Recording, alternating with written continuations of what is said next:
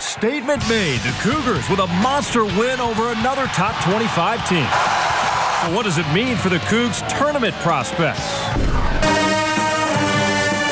Whose house? Cougs' house? I take you behind the scenes at the Fertitta Center as U of H keeps the nation's longest home win streak alive. And just days before the All-Star break, how do things stand with the Rockets? Jonathan Fagan from the Houston Chronicle weighs in, plus play ball. I go one-on-one with the Astros' top pitching prospect, Forrest Whitley. We got the Rockets and the Rocket and a whole lot more. Sports Sunday starts now.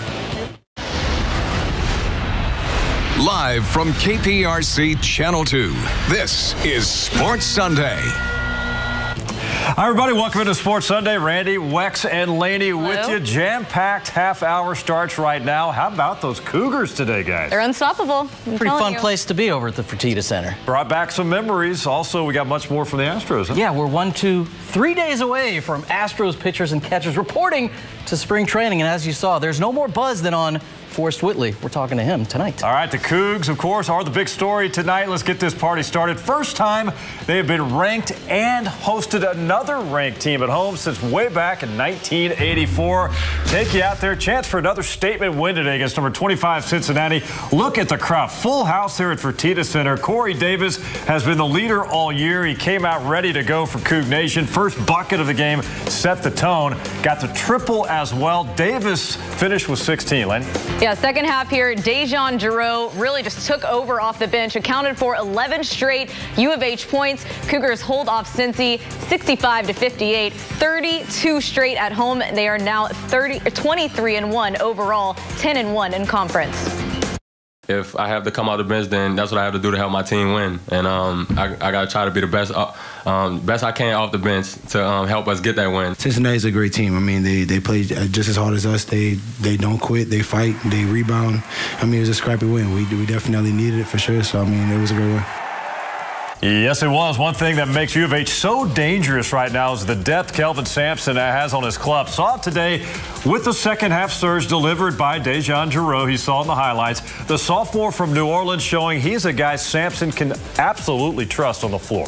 And the win, aside from putting the Cougs alone atop the conference standing, gives the Cougs another quadrant win. You know those terms they need come tournament time. They now have 4 quad 1 wins, no bad losses. The Cougars have turned plenty of heads this year, including that head of Cincy head coach, Mick Cronin. He's one of the top coaches in the game today. Coach, how does this Houston team compare to, other elite teams you played this year? They're the best team we've played. Got to have players. He's done a good job of getting players. I think it's the most important thing. You get enough players that you can compete. That's just the whole thing.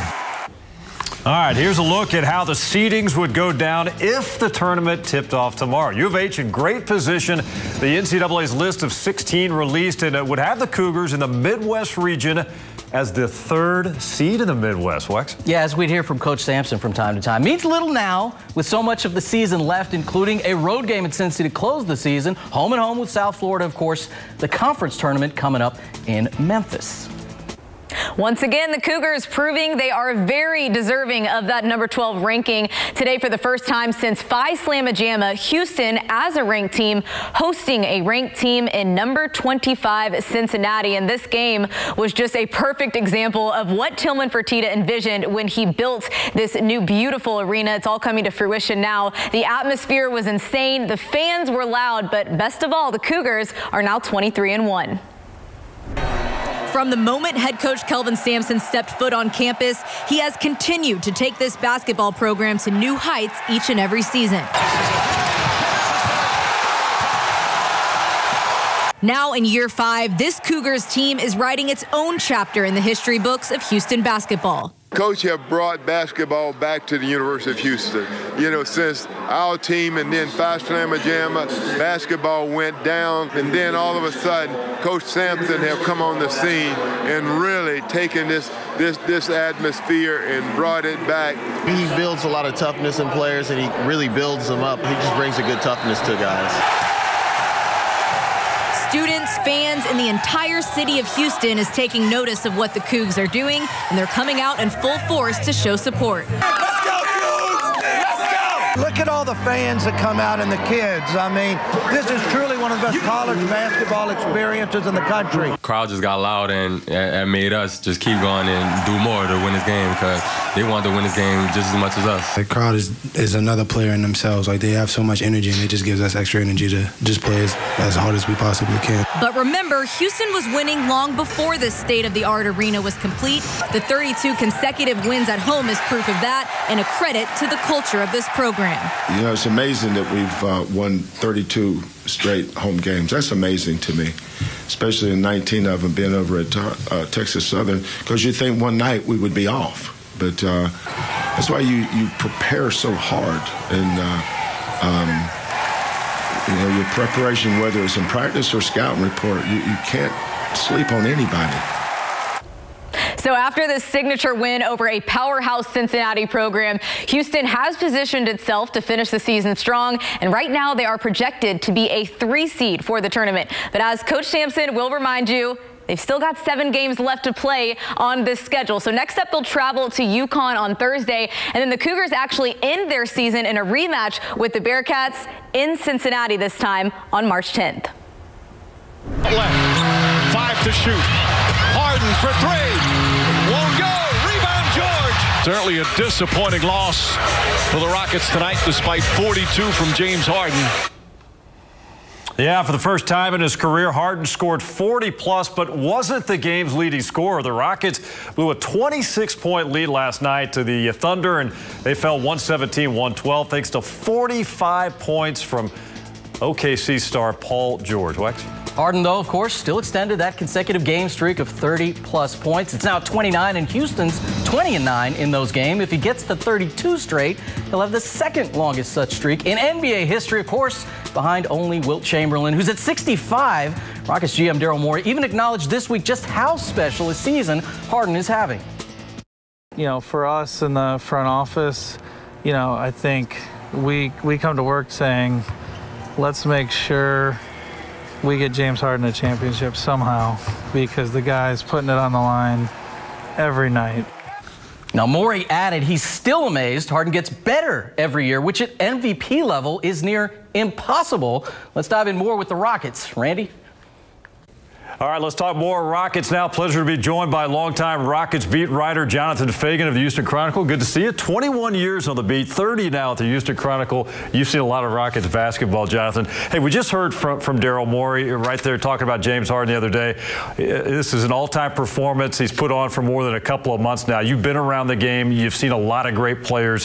Where does this run by James Harden rank, in your opinion? Well, as an offensive burst that he's had, it ranks with the all-time. Mm-hmm. You know, of the guys who've averaged 35 points per game, and it's a short list, he's doing it on the fewest shots, in the fewest minutes, and which puts it in a little bit perspective. It's not, yes, his usage rate is huge because of those guys, Chamberlain, Rick Barry, Michael Jordan, he's the point guard in the group. So, of course, his usage rate's going to be higher, but he's doing it in fewer shots. He keeps improving his game year after year, too. You've seen that growth in just all facets of his game. Throughout the course of this run, his little floater in the lane has gotten better, which is the answer to that, which is what happened in that Spurs series, the famous Spurs series where they dropped their 7-footers.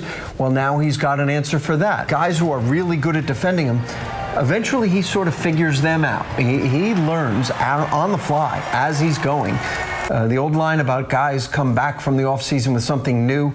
He gets something new between the first quarter and the third. That's how smart he is, absolutely. What about last night? Tough loss. They had these guys down to, by what, 20? Was it 26 at one point?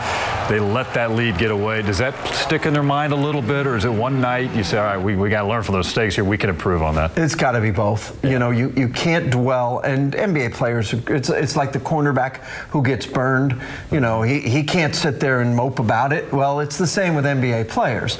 They know, hey, the next game's coming fast. This one hurt.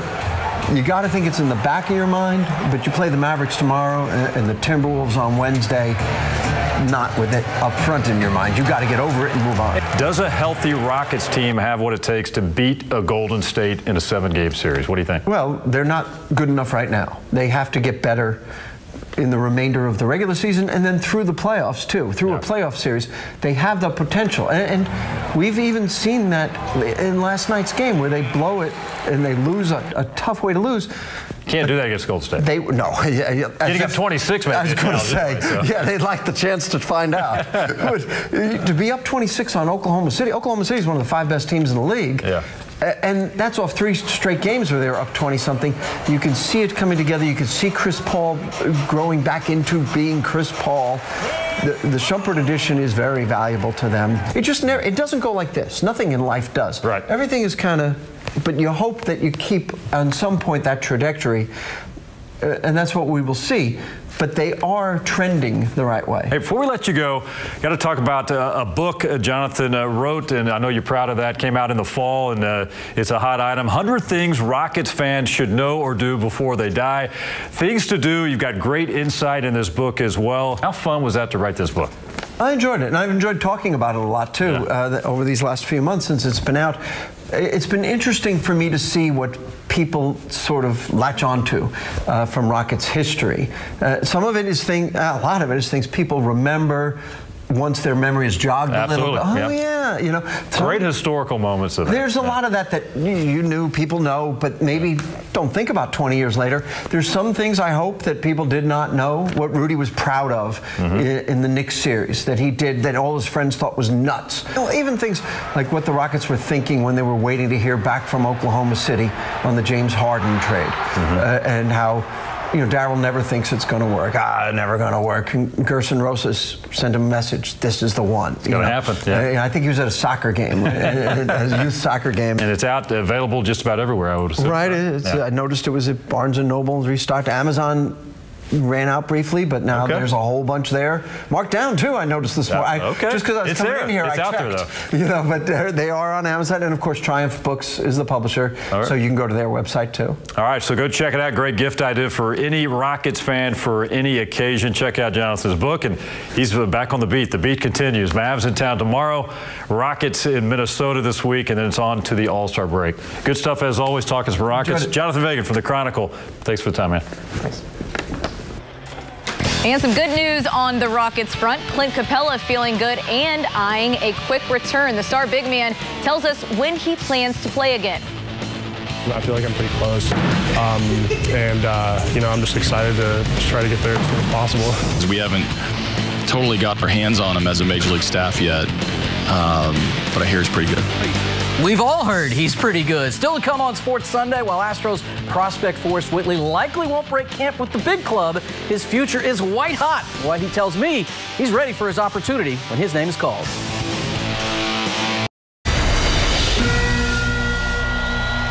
I just can't wait to be back. As I said before, my target is probably after the All-Star break. I'm doing really good. I'm doing workouts now, and it's been really well. I just can't wait to be back with the team, and we'll get it on the court. Of course, that's Rocket Center Clint Capella today at the TriStar Collectibles Show. About his return, he added he's planning to return to action for the first game after the All-Star break. It's February 21st against LeBron and the Lakers in L.A. He's been out the past 13 games. All right, good stuff, Wex. Hey, also appearing today, former Astros greats Roger Clemens and Craig Biggio, but they had a little bit of company out there. It was a family affair for both of them. Yeah, that's nice to see. They were signing with their sons, who are now actually pros themselves, climbing the ranks and chasing their big league dreams. Having Casey and Cody signing with me at TriStar is a big deal, and so it's pretty cool to see memorabilia of them coming through. And Dad wants some of it when I see it, too. I mean, I need a few things for the house. Personally, playing my whole career here in Houston, the fans follow these guys their whole life, kind of, and be able to come here and do a card show with them is pretty fun, pretty cool. Yeah, I remember, of course, covering Roger and Craig in the big leagues, and then their kids in high school. Of course, now they're all grown up. They're professionals. Makes me feel a little bit old out there, but really happy. You're alone in that. No, I'm just kidding. Cody Clemens getting ready for his first full season with the Tigers organization. Then Casey Clemens and Cavan Biggio are both in the Blue Jays system now, and they're getting ready for spring training to begin. Wex? Now, that's right. And it'll be the first big league camp for Cavan Biggio. Same story for Astros top pitching prospect Forrest Whitley. When Astros pitchers and catchers report to camp on Wednesday, Whitley will be among them for the first time. For the 7th-ranked prospect in all of baseball, it's a big deal, and Whitley is ready. The sounds of baseball are upon us. And for the Astros, some of the loudest noises come from a youngster yet to throw his first pitch in the majors. But that likely will change very soon for Forrest Whitley. I feel like I'm pretty close. I'm just excited to try to get there as soon as possible. Whitley was the Astros' top pick in 2016. I didn't realize at the time, when I got drafted by the Astros, I didn't realize how perfect it was. Now, not just the top pitching prospect in the organization, he's the top pitching prospect in all of baseball as 2019 begins. I caught up with Whitley at Dynamic Sports Training, where he's worked the last several seasons. I love it up here, man. This is a great group of guys. They put together a phenomenal program for me. Something to just kind of really specify the injuries that I had last year and make sure that's not a problem going forward. His drive is certainly there. Oh, you watch him work out in there, it's obvious, hey, this kid gets it. You don't have to tell him too much. He comes in and just kills it every day. Even more so after a 2018 season that never really got off the ground. First, because of suspension. I thought 2018 was going to be the year that I eventually made it to the big leagues. And, to me, I thought I just completely squandered that opportunity. Then because of injury. If somebody would have told me, you're going to deal with this season, I thought I would have been a complete mess. I think it helped me in the long run just for all the adversity that I know I'm going to have going forward. I'm glad that I had it because it taught me a lot. As he's becoming mentally stronger, he's done a lot this offseason to become physically stronger. I put a little mass on and just keeping him healthy. Some of his work definitely got noticed. 110. Even by some of the guys that should soon be his teammates. I had emotional outbursts, but it was a good day. It was fun. His soon-to-be manager noticed too. Well, we don't get to throw from that distance, and we don't get a running start. But other than that, it was great. More importantly, Hinch also caught wind of the heat Whitley was bringing in the Arizona Fall League. After his first start, where he struck out virtually everyone, I got a text from a scout that said, I have your starter for Sunday. Stuff is elite across the board. There's not a compliment that I didn't get from a scout or an executive or a coach or somebody that went and saw him pitch. So how excited is Whitley to make his big league debut? I've played it over in my head quite a few times, so that's going to be a very special day for me and my family, and hopefully it happens sooner than later. How often does he think about that day that is clearly rapidly approaching? Oh yeah, every day, for sure. Yeah, every day. No, I think about it every day, multiple times a day. I look forward to his first big league camp because we haven't totally got our hands on him as a major league staff yet, but I hear he's pretty good. Now, Whitley's already left for camp, and with really only one starting spot to be won, as you heard from AJ, this is a huge 6 weeks for Whitley. The team will be hands-on with him really for the first time. Now, not much of a bold prediction as the rest of the crew rejoins me, but I'll say Whitley's major league debut will happen before the All-Star break. What do you guys think we need to be watching for as spring training gets underway? Also on the page of pitching, I'm looking forward to these starting pitchers, the competition that'll be there, the addition of Wade Miley and those guys. That'll be interesting to see. I'm just going to be happy to see guys healthy. You're going to see Bregman out there. You see Carlos Correa. The list goes on. It's all about health, I think, when you look at this new season. Altuve, too, yeah. They keep telling us they're healthy. Now we need to see it. Now we got to see it. We'll see it out there in Florida. Hey, still ahead on Sports Sunday. Is football just for the guys? Super Bowl Sunday, we all saw Sam Gordon among the NFL greats. Her story's coming up right after this. Zip it in the hole. Oh, yeah. Thanks, John. You like it? Yeah, what a shot. There it is. Come on. What a year this man's had. How about that? Tony Romo at the Pebble Beach Pro-Am. Shades of Phil Mickelson. Unfortunately, he had to withdraw over the weekend due to a prior commitment. Tony Romo has some game. All right, all of us are big fans of the buzzer beaters, right? We love that stuff. Missouri State with a doozy over Illinois State, guys, tonight. Final seconds, things got a little bit crazy in this one. Check it out. You're not going to see many like this. This has just about everything you could ever want. Did every player on the team, for both teams, touch the ball? Better fire up a shot from somewhere, and they do. And it's good. And they win. Wow. You're not going to see that again. Wrong. It led to that scramble. Illinois State just had to run out the final seconds. Instead, Missouri State's Jared Dixon. 0.1 left. He's a big hero on campus, I think, right? He'll have a good night. Party at Missouri State tonight.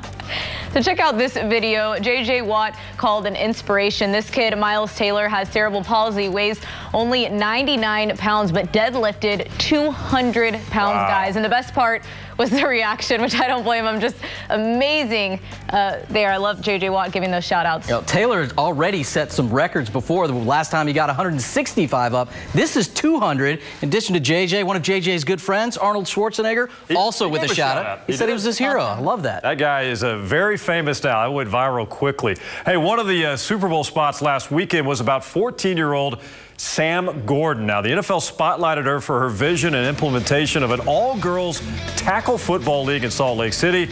More power to her. It's a popular league, but can it succeed in other states, perhaps in Texas? But I'll tell you what, she's off to a great start. Absolutely, I think it can. I think there's more girls than you know, me being one of them, who have dreams of doing that, but just think you can't. Yep. I remember when I was a kid, I was like, I'd love to play, but I won't be able to. She's bringing that to be a reality, and I think it's really going to take off. And think about that spot we're talking about. There were 44 NFL current and former greats in it. Everybody was talking about Sam Gordon being in that spot. Good for the NFL to bring her back in, just as they did last year at the NFL Honors with the award they gave her. Yes, and exciting news. I've actually been in touch with Sam, and she has agreed to do an interview with us. So watch out for that later this week on Channel 2. A little Skype interview with her. That'll be fun. All right, look forward to it. Hey, one final somber note as we head to break here on Sports Sunday. Condolences out to the Cashin family. Longtime NFL ref and A&M grad Red Cashin passing away at the age of 87. He spent more than 20 years in the National Football League, officiating 2 Super Bowls. Another big week ahead. The Rockets will try to get back going in the right direction with the Mavs tomorrow. Yep, and U of H, those new rankings should be coming out tomorrow, expecting them to move up into those, and they've also playing at UConn on Thursday. All right, big win for the Cougs. Astros pitchers and catchers report to Florida late in the week. Busy week ahead. Thanks for watching Sports Sunday Night. We'll see you next time. Facebook Live, join us.